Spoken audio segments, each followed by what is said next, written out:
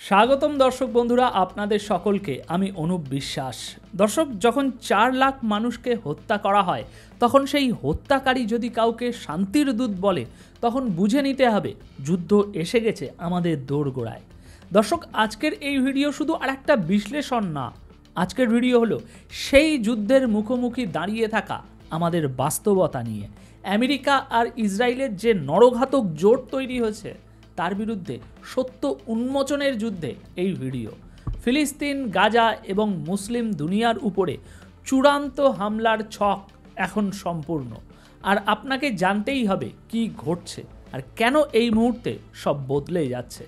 আপনারা শুনেছেন দর্শক, ডোনাল্ড ট্রাম্প ও নেতানিয়াহুর সাক্ষাৎ শেষ হয়েছে, কিন্তু কি নিয়ে আলোচনা হলো? আমরা ভাবছিলাম হয়তো গাজার যুদ্ধ নিয়ে কিছু হবে, কিন্তু বাস্তবতা হলো এই বৈঠকে গাজার কথা এসেছে মাত্র 10%, বাকি 90% ছিল ইরান আক্রমণের ছক। আর শুধু কথায় নয়, B2 বম্বার আধুনিক অস্ত্রের প্যাকেজ নিয়ে সরাসরি গ্রিন সিগন্যাল দিয়ে দিয়েছে আমেরিকা। এক কথায় বললে নতুন ইরাক যুদ্ধ এবার ইরানকে ঘিরে শুরু হতে চলেছে। কিন্তু দর্শক, ইরান তো আর ইরাক নয়, তাই না? শান্তির নোবেল এখন হত্যার ইঞ্জিনিয়ারদের হাতে। দর্শক, একটা অদ্ভুত বিষয় জানেন, নেতানিয়াহু যে গাজার মাটিতে 4 লাখেরও বেশি মানুষকে হত্যা করেছে, সে নাকি ডোনাল্ড ট্রাম্পকে নোবেল শান্তি পুরস্কারের জন্য প্রস্তাব দিয়েছে, মনোনয়ন করেছে। এটা কি রসিকতা? এটা কি শান্তির নামে হত্যার বৈধতা? এই শান্তি কার জন্য? গাজার শিশুগুলোর জন্য নয়, মুসলিম দুনিয়ার জন্য নয়। এই শান্তি আসলে একমাত্র ইসরায়েলি একচেটিয়া আধিপত্য নিশ্চিত করার জন্য।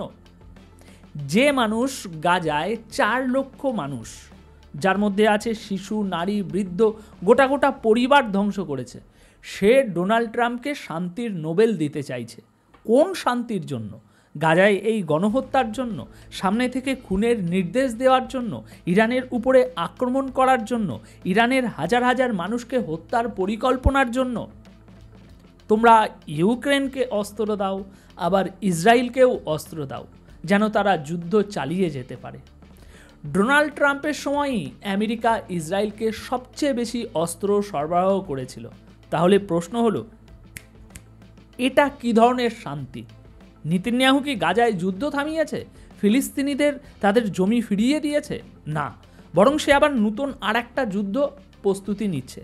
এখন যে যুদ্ধ শুরু হতে চলেছে সেটা আরও ভয়াবহ হতে যাচ্ছে।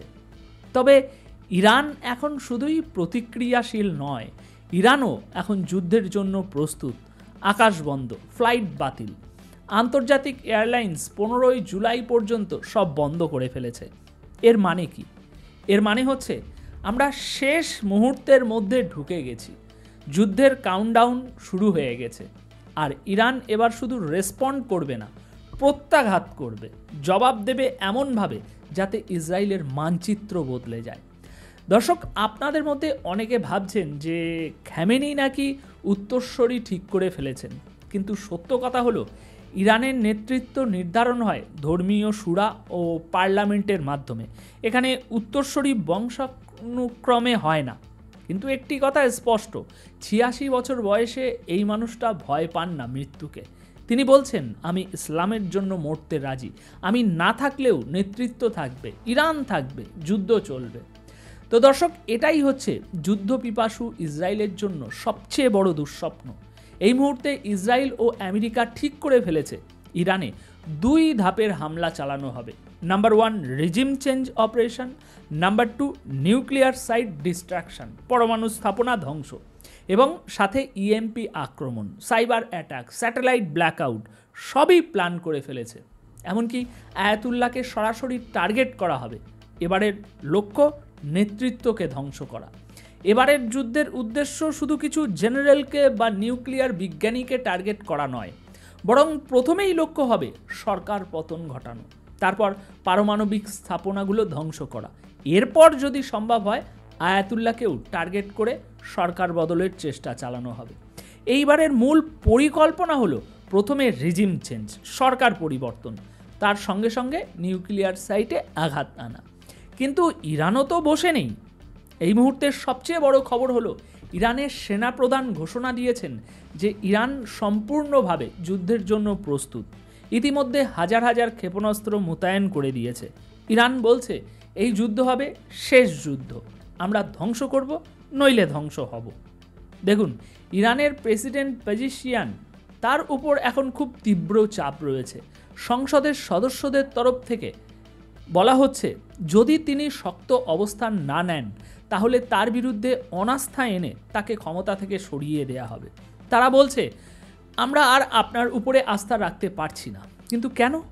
কারণ এই সময়ে কূটনৈতিক কথা কেউ শুনতে চায় না, জনগণ চায় প্রতিশোধ। আর ইরানের সেনাপ্রধান এখন তো খোলাখুলি ঘোষণা করেছেন আমরা আমেরিকার সাথেও যুদ্ধ করতে প্রস্তুত, শুধু ইসরায়েলের সাথে নয়। আর এটাই সেই বক্তব্য যেটা এখন গোটা দুনিয়াকে বলতে পারেন এক প্রকার কাঁপিয়ে দিয়েছে। তো দর্শক, এই ভিডিওটা শেয়ার করা শুধু আপনার কোনো মতামত জানানোর মাধ্যম না, এই ভিডিওটা শেয়ার করে মানে সত্যের পাশে দাঁড়ানো। আমরা জানি ইউটিউব সহ পশ্চিমা মিডিয়া এই ধরনের কথা একদম পছন্দ করে না। তারা চায় না মানুষ জানুক যে ইরান দুর্বল না, গাজা একা না, ফিলিস্তিন মরেনি। তাই আপনি যদি মনে করেন এই সত্য ছড়িয়ে পড়া উচিত, তাহলে এই ভিডিওটি শেয়ার করুন, লাইক করুন, কমেন্ট করে জানান আপনার মতে এই যুদ্ধ কাদের বিরুদ্ধে। আর সাবস্ক্রাইব করে সাথে থাকুন এই যুদ্ধের সব আপডেট আপনাকে জানাতে আমরা আছি সামনে। যদি সত্য বলতে ভয় পাই তবে মরার আগেই মরে যাব। ইসরায়েল হামলা করবে, আমরাও প্রস্তুত। এইবার শেষ যুদ্ধ হবে। ধন্যবাদ আপনাদের সকলকে।